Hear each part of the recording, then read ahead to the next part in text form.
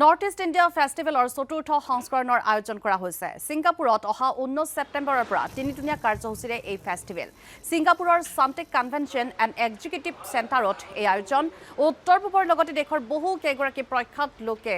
অংশগ্ৰহণ কৰিব অৰুণাচল মেঘালয়ৰ মুখ্যমন্ত্ৰীৰ লগতে ত্ৰিপুৰা মিজোৰাম ছিকিমৰ মন্ত্ৰীও অংশ ল'ব অসমৰ প্ৰায় 20 থলুৱা উদ্যোগীয়ে এই ফেষ্টিভেলত অংশগ্ৰহণ কৰিব সাংস্কৃতিক কাৰ্যসূচীত 150 গৰাকী শিল্পীয়ে প্ৰদৰ্শন কৰিব সিংকি চাম জুবিন গাৰ্গেও গীত পৰিৱেশন কৰিব নৰ্থ ইষ্ট ইণ্ডিয়া ফেষ্টিভেলত বিভিন্ন খাদ্য বিপণীৰ লগতে অনুষ্ঠিত হ'ব ফেশ্বন শ্ব' 4 কোটি টকাৰ বাজেটেৰে হ'ব এই বিশাল আয়োজন উত্তৰ পূবৰ উদ্যোগ বাণিজ্য পৰ্যটন সংস্কৃতিৰ সমন্বয় ঘটিব ফেষ্টিভেলত উদ্যোক্তা শ্যামকানু মহন্তই এই কথা ঘোষণা কৰিলে এক সংবাদমেলৰ জৰিয়তে ছিংগাপুৰে সব বস্তু বাহিৰৰ পৰা কিনে ছিংগাপুৰে ভাৰতত বহুত বিনিয়োগ কৰে ছিংগাপুৰৰ মহত্ব এই কাৰণে তেওঁলোকে এটা ইনভেষ্টমেণ্ট কাণ্ট্ৰি আৰু তেওঁলোকে বাইং কাণ্ট্ৰি তেওঁলোকে কি কিনে আদা কিনে নহৰু কিনে তেওঁলোকে আমাৰ কঁঠাল কিনে চ' আমি ভাবিলোঁ যে এইবাৰ নৰ্থ ইষ্ট ইণ্ডিয়া ফেষ্টিভেলটো ফ'কাছটো আমি কৃষিজাত সামগ্ৰীৰ মেইন ফ'কাছ কৰিছোঁ আপোনালোকে জানি সুখী হ'ব অৰুণাচলৰ পৰা বৃহৎ দল গৈছে তেওঁলোকৰ মাননীয় মুখ্যমন্ত্ৰী পেমা খাণ্ডু সোনামিন উপমুখ্যমন্ত্ৰীকে 10জনকৈ মন্ত্ৰী গোটেই উদ্যোগীৰ বৃহৎ দল গৈছে তেওঁলোকে নিজৰ খাদ্য কৃষিজাত সামগ্ৰী বৃহৎ প্ৰদৰ্শন কৰিব মেঘালয়ৰ পৰা মুখ্যমন্ত্ৰী কনৰাড চাংমাকে লগতে কেইবাগৰাকী মন্ত্ৰীকে ধৰি chief secretary additional chief secretary বৃহৎ এটা উদ্যোগীৰ দল গৈছে টুৰ অপাৰেটৰ দল গৈছে মিউজিকেল টীম গৈছে চ' আমাৰ উদ্দেশ্যটো হৈছে অসমৰ পৰা এটা এগ্ৰিকালচাৰ দল যাব মিজোৰামৰ পৰা এটা বৃহৎ এগ্ৰিকালচাৰ প্ৰদৰ্শন হ'ব বাকী ত্ৰিপুৰাৰ পৰা এটা ডাঙৰ প্ৰদৰ্শন হ'ব চ' মূলতঃ কৃষিজাত সামগ্ৰী এটা প্ৰদৰ্শন হ'ব জিঞ্জাৰ আমাৰ কাৰ্বি আংলঙত জিঞ্জাৰ নিয়াৰ প্ৰয়াস এটা কৰা হৈছে নেমু হ'ব কঁঠাল হ'ব এই ধৰণৰ বস্তু বা ৱাইনছ লৈছে মেঘালয়ৰ পৰা অৰুণাচলৰ পৰা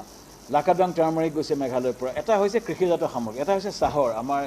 দিতিমণিহঁত আছে উলাহ চাহ বা চিভিয়া চাহৰ ছিংগাপুৰত সকলোখিনি চাহ ডিলমা চাহ তাত অসম চাহ দেখাই পোৱা নাযায় ছিংগাপুৰত 2.5 লাখ হোটেল ৰুমছ আছে তাৰ জনসংখ্যা ইম্পৰ্টেণ্ট নহয় তাত ফ্লটিং টুৰিষ্ট পাৰ কোটি কোটি মানুহ তাত থাকে আৰু কোটি কোটি মানুহে চাহ খায় ডিলমা চাহ আমি বিচাৰিছোঁ অসম চাহ তাত যাওক আমি তাত চাহৰ ফ্ৰী চেম্পলিং কৰিবলৈ গৈ আছোঁ আমাৰ ফেষ্টিভেলটো 19 তাৰিখে ইনাগুৰেল ছেশ্যন হ'ব তাত ছিংগাপুৰৰ হয়তো ছিনিয়ৰ কোনোবা ডেপুটি প্ৰাইম মিনিষ্টাৰ বা কোনোবা অহা কথা আছে আমাৰ চিফ মিনিষ্টাৰসকল যাব আমাৰ লিডাৰসকল যাব তাতে বিজনেছ মিট পাতিছোঁ ইনভেষ্টৰ্ছ মিট হোৱা হৈছে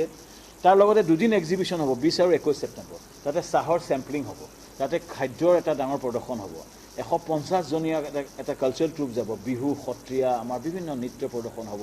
জুবিন গাৰ্গ যাব আমাৰ এটা বৃহৎ এটা ফেশ্বন শ্ব' হ'ব 8 গৰাকী ডিজাইনাৰে আৰু এটা চাবলৈ মতা হৈছে বিভিন্ন ৰাষ্ট্ৰদূতসকল আৰু তাৰ লগতে ছিংগাপুৰত থকা